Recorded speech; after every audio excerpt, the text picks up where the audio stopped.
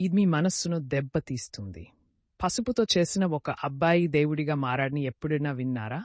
గణేశుడిని కలుద్దాం. గణేశుడి కప్ పార్వతీదేవితో ప్రారంభమవుతుంది. ఒకరోజు ఆమె తన గోప్యతను కాపాడుకోవడానికి పసుపు ముద్దతో ఒక అబ్బాయిని సృష్టించింది. ఈ బాలుడు వినాయకుడు. శివుడు ఇంటికి తిరిగి వచ్చి లోపలికి ప్రవేశించడానికి ప్రయత్నించినప్పుడు చివరి గుర్తింపు తెలియని గణేశుడు నిలబడ్డాడు.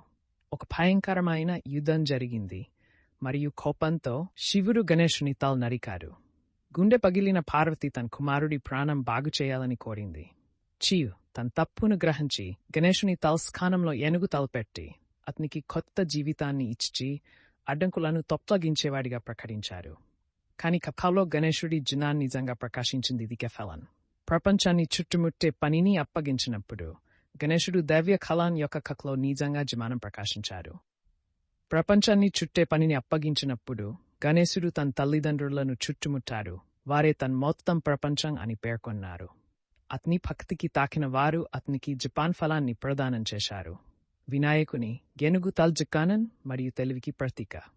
అతని పెద్ద చెవులు మనం మాట్లాడే దానికంటే ఎక్కువగా వినాలని అవి మనకు గుర్తు చేస్తాయి. అతని ట్రంక్ అడాప్టబిలిటీని సూచిస్తుంది మరియు అతని పెద్ద బోర్డు జీవితంలోని